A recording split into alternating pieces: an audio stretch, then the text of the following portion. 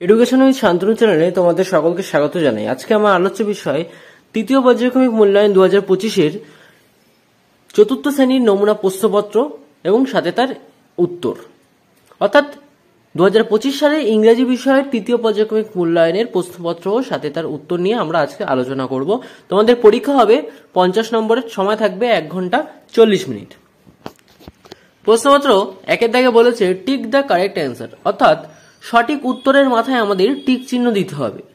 এটাকে বলেছে Ruma and her mother sitting on the floor mat. আমি তোমাদের একবারে উত্তরটাই বলে দিচ্ছি, না হলে কিছু বলতে গেলে ভিডিওটা বেশি লং হয়ে যাবে। তো আমি তোমাদের শুধুমাত্র উত্তরটাই বলে দিয়েছি, তোমরা অপশনগুলো দেখতে পাচ্ছ প্রশ্নে। Bikash has been gone for 6 months. The night was calm and cold. Mohsin was born in 1732. I came up in 1863. এটা হবে হচ্ছে শান্তিনিকেতনে এসেছিল। তো এই 5টা প্রশ্নের জন্য তোমাদের থাকছে 5 নম্বর। প্রশ্নমাত্র 2 এর দাগে বলেছে right T for true and F for false statement. আর এখানেও তোমাদের 5টার জন্য থাকছে 5 নম্বর। বলছে mother took the parcel from the son, এটা রং, অর্থাৎ কাটার জন্য ভুল হয়েছে তাই ফলস। Mohsin field sad the woman, এটা রাইট, অর্থাৎ ঠিক হয়েছে এটা। A mild sound wake up him, একদম সঠিক, তাই জন্য রাইট, অর্থাৎ একটা শব্দ সেই মহসিনকে কিন্তু রাতের বেলায় ঘুম থেকে জাগিয়ে তুলেছিল। এ স্টর্ম ওয়াজ ব্লোয়িং, এটা ভুল। মহসিন কট হিম স্টিলিং, একদম ঠিক। প্রশ্নপত্র 3 দাগে বলছে ফিল ইন দ্য টেবিল, যেখানে তোমাদের 4টে প্রশ্ন আছে। 4টে প্রশ্নের জন্য তোমাদের এখানে হু বা হোয়াট, কে অর্থাৎ কে বলেছে কথাটা, সেই জন্য তোমাদের 4টে প্রশ্নের উত্তর দিতে হবে। যে কে বলেছে তার জন্য তোমাদের থাকছে 8 নম্বর। বলছে সে বাই হু বা হোয়াট, আর স্টেটমেন্ট দিয়ে দিয়েছে আমাদের এখানে। কিন্তু লার্ন ইন ইংলিশ, সেটা হবে Bengali language. Return with food হবে Mohsin.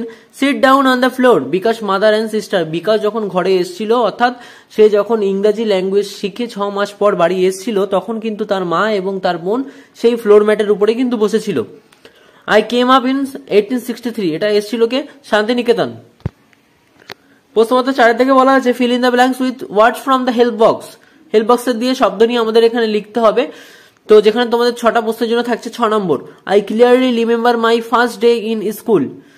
Children love to play with dash ball, এখানে হবে সফট বল। আমি তোমাদের একবারে উত্তর লিখে দিয়েছি বোঝার সুবিধার্থে, কিন্তু পরীক্ষায় তোমাদের কিন্তু হেল্প বক্স দেওয়া থাকবে, সেখান থেকে খুঁজে নিয়ে তোমাদের লিখতে হবে। The sun shines brightly. The man looked inside the hut. I was forget to know the secret.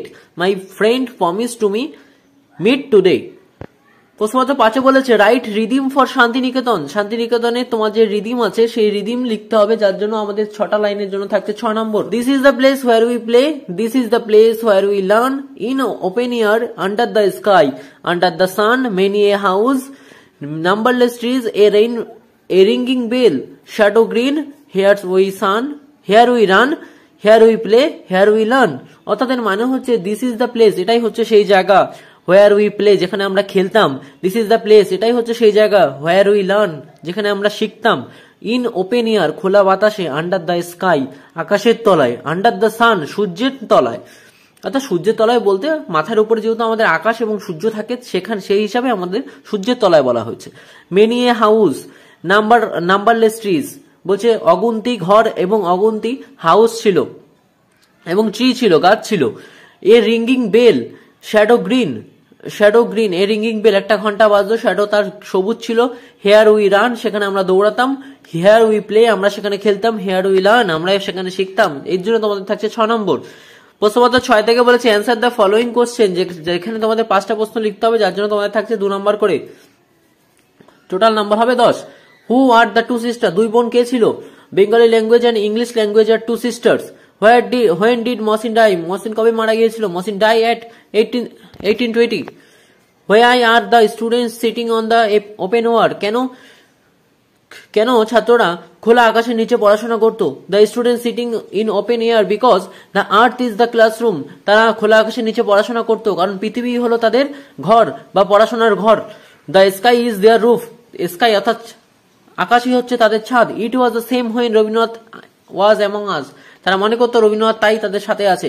Why was Bengali language worried, Bengali language কেন চিন্তিত? Bengali language worried because everyone want কিন্তু learn English and no one told Bengali, সবাই ইংরেজি শিখতে ব্যস্ত কিন্তু কেউ বাংলা কথা বলছে না। What is the Mohsin father name? Mohsin father name is Haji Faizullah. fill in the blanks with the present continuous tense of the verb given in the bracket. ব্র্যাকেটে যে ভার্বগুলো আছে সেগুলোকে তোমাদের প্রেজেন্ট কন্টিনিউয়াস টেন্সে নিয়ে আসতে হবে। যেমন রিড থাকলে হচ্ছে রিডিং, বি থাকে আছে I learn to speak English well, এখানে হবে learning. The boys have their lunch, এখানে হবে having. The children listen to story, the children listening to a story হবে। অর্থাৎ তোমাদের এইগুলোকে প্রেজেন্ট কন্টিনিউয়াস টেন্সে নিয়ে আসতে হবে। Arrange the letter properly from meaningful words, you will find the words in the text.